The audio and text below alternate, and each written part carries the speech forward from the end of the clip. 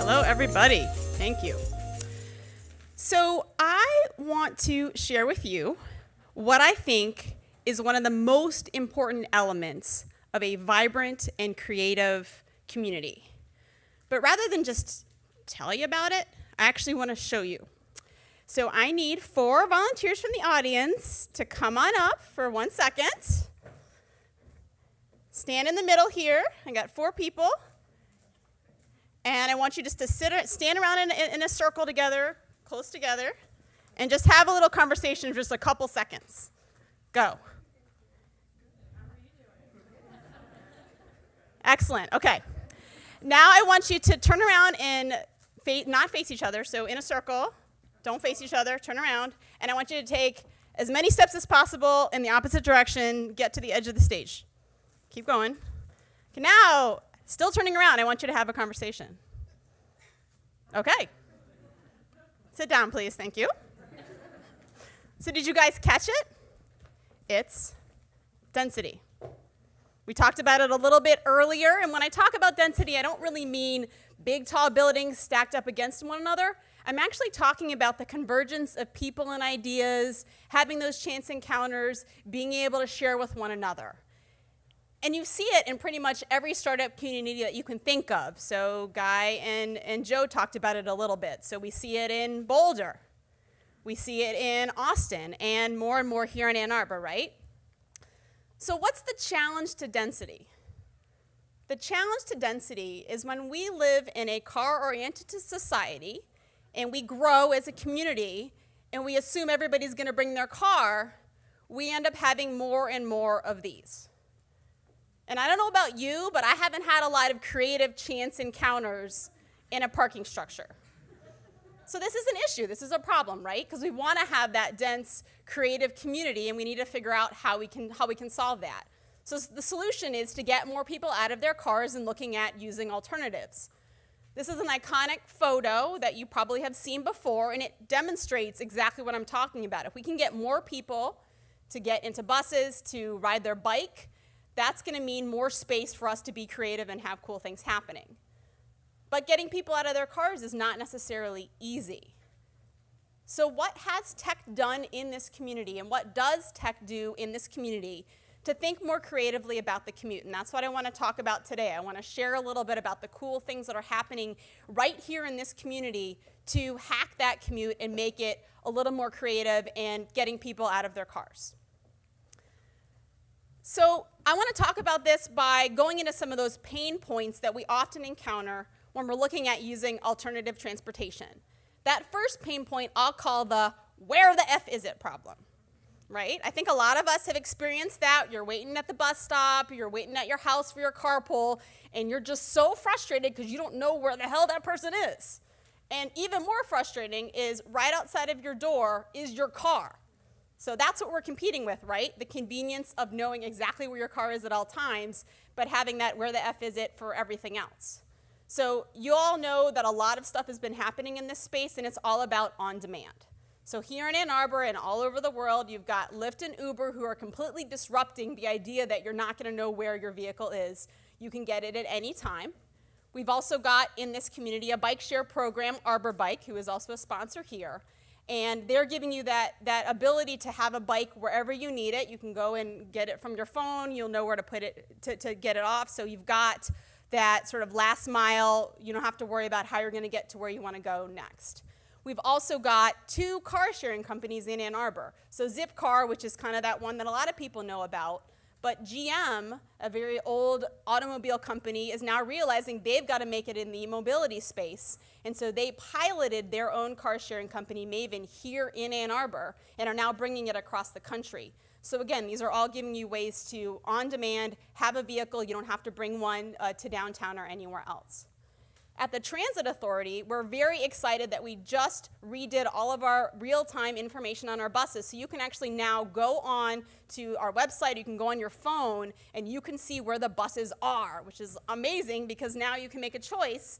Is that bus close to me? If not, I'll ride my bike, I'll drive. You can have that choice and make it much more on demand.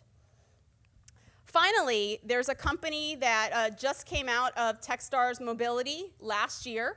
It's called Split. They have offices in Ann Arbor as well as Detroit, and they're reimagining what it means to carpool.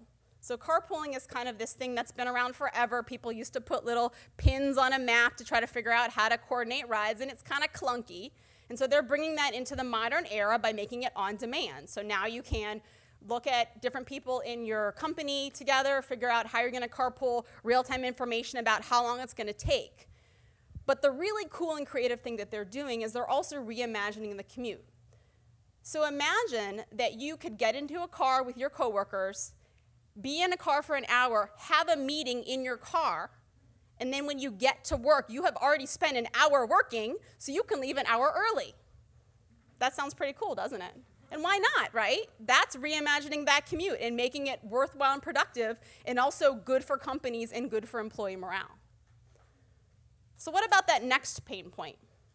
So the next pain point is, I know a lot of you here are probably living car light, right? You don't necessarily use your car a lot, but there's still something about having your own car that's hard to get rid of. It's kind of like an addiction. It's kind of like a habit, right? We get into the same groove of getting out of our house and using our car. I know people who live in Ann Arbor, they live 2 miles from the downtown. All the options are available to them, and yet they still drive because of that habit. So what do we do to disrupt that? How do we get people to think differently? Well, we turn it into a game. So you guys know all about with the whole Pokemon Go phenomenon, what's happening with Fitbit.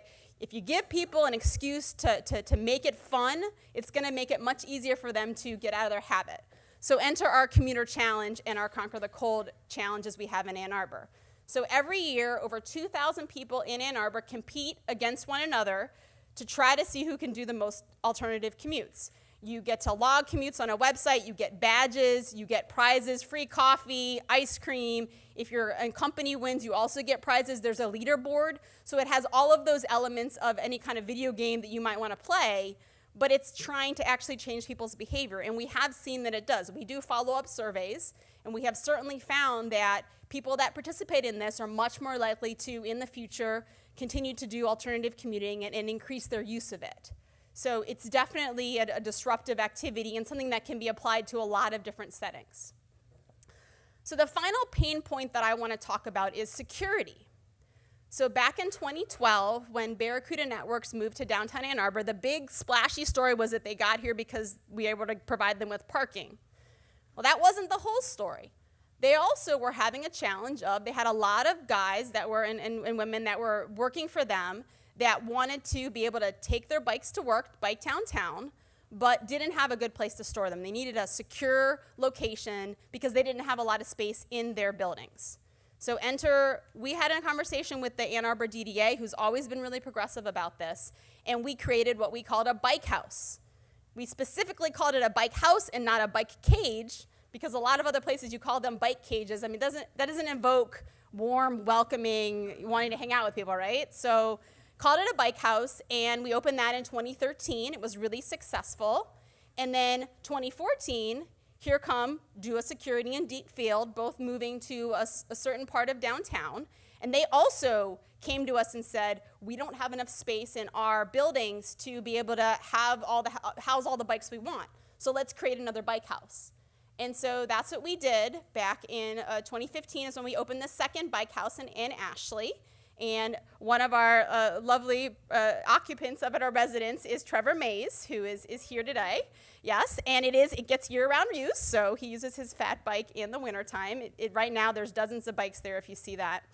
And one of the most amazing things about this bike house is it's actually creating a cultural shift. So I talked to Trevor about this, and now what is happening is because there are so many bikes in Duo's office, and there are so many bikes in this bike house visible to everybody, when they have a new hire, that person thinks about, maybe I should bike to work, much more so than if they were not in a space where they could see them. So it really transforms the culture of what it means to get to work when you see this, and it does a cascade onto itself. So it's really exciting to see that happening, and it's happening more and more. So that's just a taste of some of the things that are happening around transportation and hacking your commute in Ann Arbor, but I would totally be lying to you if I said, ooh, that I didn't know how to make this work, ha ha ha. Uh-oh, well, I'll just wing it. So if I said that was enough, because it's not enough. There are so many more things to do, and maybe you could make that work.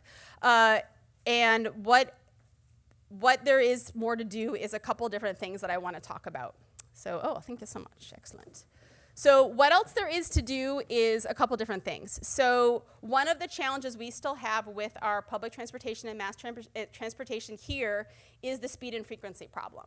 So we know that the more frequent buses are and the faster they get you to where you want to go, it's much more likely you're going to use them. So we have one route in Ann Arbor called the Washtenaw route that runs every 8 minutes, and it's the most highly utilized route. We could probably run it 24 hours a day here and still get use out of it. And one of the reasons is because you don't need a schedule. It's just going to be there.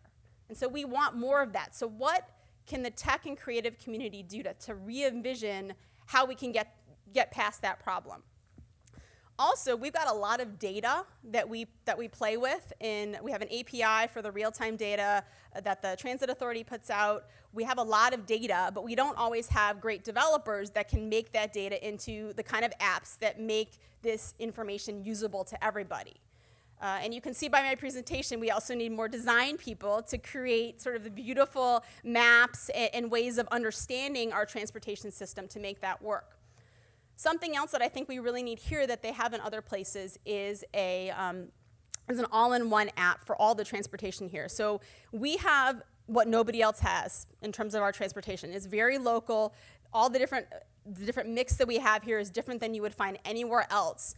And so it would be awesome if you could go onto an app and be able to say, I'm downtown, show me all the ways I can get home. And it just gives you that clear message that there's lots to do here, and it makes it easy to find. Something else that I didn't talk a lot about is that we need people to hack parking.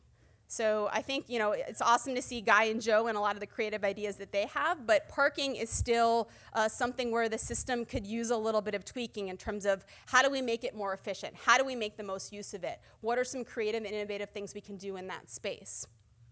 Something I didn't touch on at all, but is becoming more and more of an issue here, as well as the other startup communities that I talked about, is housing affordability. So land use and transportation always go hand in hand. You can't talk about housing without talking about transportation, because if we can't get people to live closer to where they work, there's no way I'm going to convince them to ride a bike.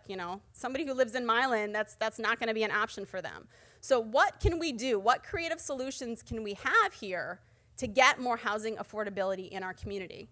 And all of that really ties up into this civic engagement part. So one of the reasons I wanted to talk to you guys today is because this is a movement here. We have a community of people that are passionate about what you do. You also have a really creative and different mindset than maybe some of us do in the public sector.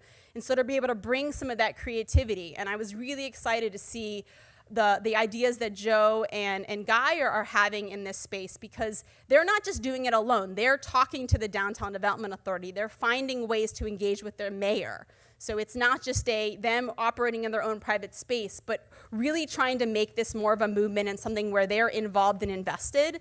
And I think the more that we can do that, the more that we can have that bridge between the public and the private, the more that we can disrupt all of the issues that we may be facing around trying to get people out of their cars and having a dense, exciting place to live. And all of this kind of ties into this picture here. This is my son, and he's 3. And I think what I want to end with is that we all can decide what the future of this community is going to be. And I know I would love to see at least one of my kids stay here in this town. And this is what this community really should be focused on, is how do we create the kind of community we want to see so that we can have a future that we all really enjoy, and we have the Ann Arbor that we want to have in the future. So thank you very much. Very excited to keep going with this. Thanks.